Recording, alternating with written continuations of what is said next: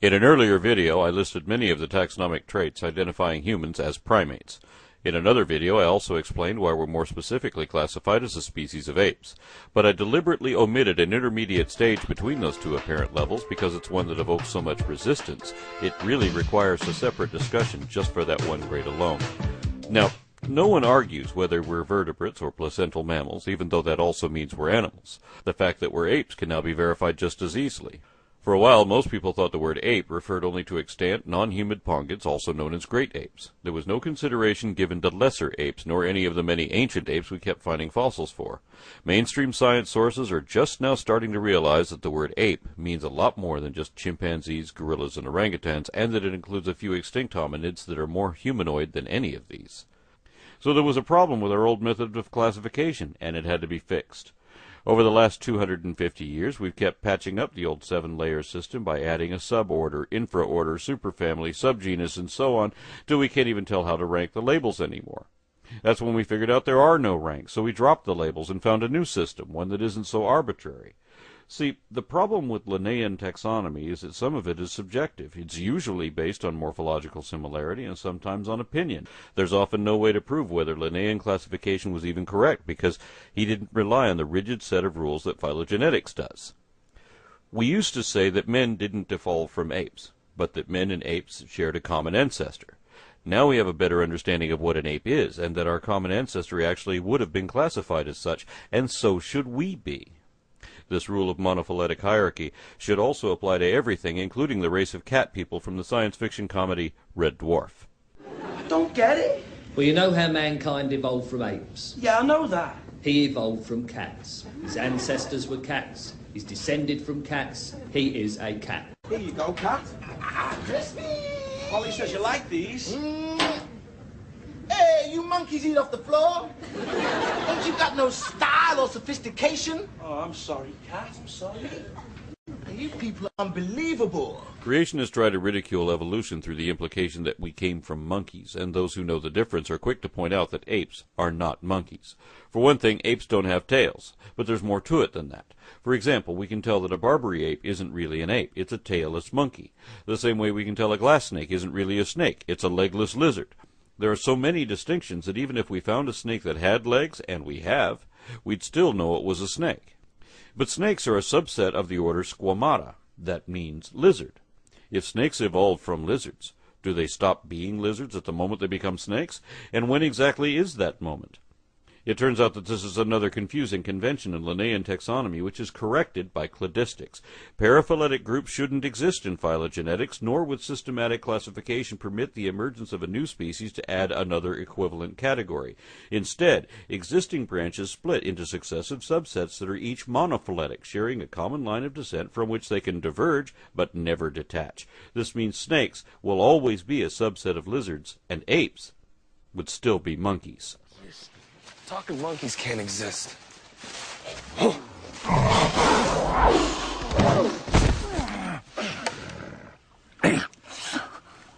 Monkeys are further down the evolutionary ladder. Now I've done it. I've annoyed both creationists and scientists too. But I intend to show that our old interpretations are incorrect, that not only was the ancestor of apes actually a monkey after all, but that they never stopped being monkeys, and neither did we. I intend to show that humans can be, and already are, properly classified currently both as apes and as monkeys. Well, evolution, it's come back on the cards. Mr. Charles Darwin, who looked a bit like God, which is interesting, and he wrote a book called You're a Fucking Monkey, Mate. And he played around with the title for a while. We're all fucking monkeys, you're a fucking monkey, mate. Get out of my face, you're a fucking monkey. And then he ended up calling it The Origin of Species. For centuries, taxonomists taught us that the clan of monkeys was divided into two branches. Some primatologists prefer to say New World monkeys and Old World primates, because they don't want people to confuse apes with monkeys. They look at them as sister groups, and they consider that Old World monkeys refer only to Cercopithecidae.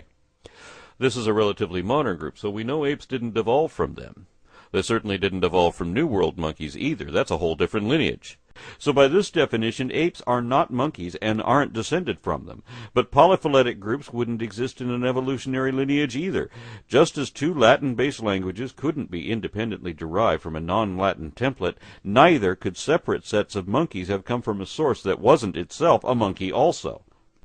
I think God designed us in his image, but I also think God is a monkey. Imagine you get to interview the Night Industries 2000 from the TV show Knight Rider, and you tell it you've never had a conversation with a car before. But Kit argues that he is not a car because he is smarter and generally better than any car, because mere cars can't talk like he can. Of course, you know that even a sentient automobile is still an automobile. So if you can't determine a rigid definition of exactly what that is, perhaps you could still prove the point if Kit will admit that being manufactured as a General Motors Pontiac Firebird Trans Am means it can only be a car. People deny their monkeyhood for the same reason, and that excuse can be refuted in the same way. Phenotypical taxonomy is character-based, an in-depth analysis of every morphological, developmental, genetic, or physiological trait.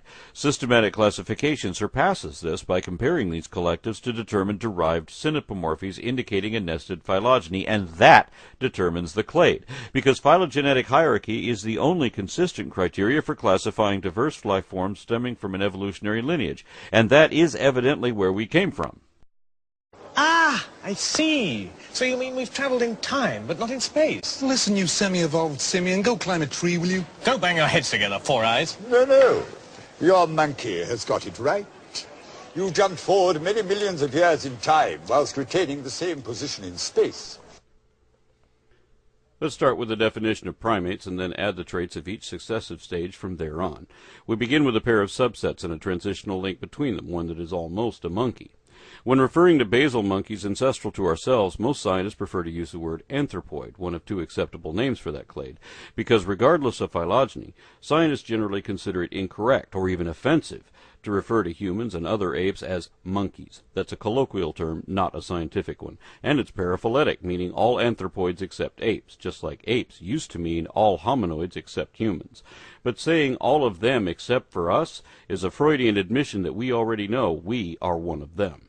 Besides, the words anthropoid and hominoid both imply possession of human characteristics, so humans could hardly be excluded from either taxon. We're just beginning to realize this, and it takes time to accept unconventional or uncomfortable truths. If you go to the right school in North Carolina, you'll learn the new standard, one which admits that humans are monkeys in the literal sense. But in Texas, they'll still say that chimpanzees belong to the Pongo family, even though this was shown to be an error at least a decade ago. Polyphyletic omissions attempting to exclude basal simiforms to avoid embarrassing associations are unscientific and unacceptable, being reliant on subjective criteria. Common dictionary definitions are similarly inconsistent, incomplete, contradictory, and inapplicable. So are the absurd aspects of some layman's classifications. Obviously, we can't properly identify anything by single traits, nor can we say what something is by listing what it is not. Traits that are usually present still aren't definitive unless they are shared by all members. So the only way to properly classify anything is according to the collective characters common to everything already accepted in that category without making exceptions for certain ones. Consequently, cladistics has rendered some colloquial words like fish and reptiles virtually meaningless because they're as inconsistent with phylogeny as things that are gray. We must either assign consistent definitions or drop these words from our vocabulary of scientific terms. And it's important to note that while there are English words to distinguish apes from monkeys, other languages don't see this division. The Latin word for monkey is simian, and that is the other name of the clade to which apes and all other monkeys belong. At the root of the simian family tree is another transitional fossil, one which is universally recognized as a monkey and is described as such even by primatologists.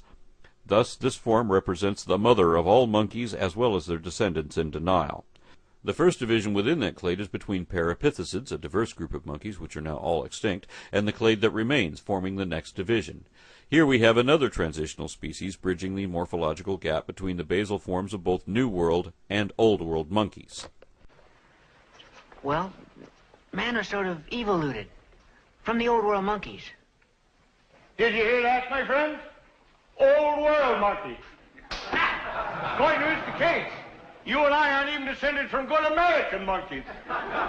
In some respects, New World monkeys are actually older and more primitive than Old World monkeys, and contrary to popular opinion, Old World monkeys aren't a sister clade to apes because they're not limited to cercopiths.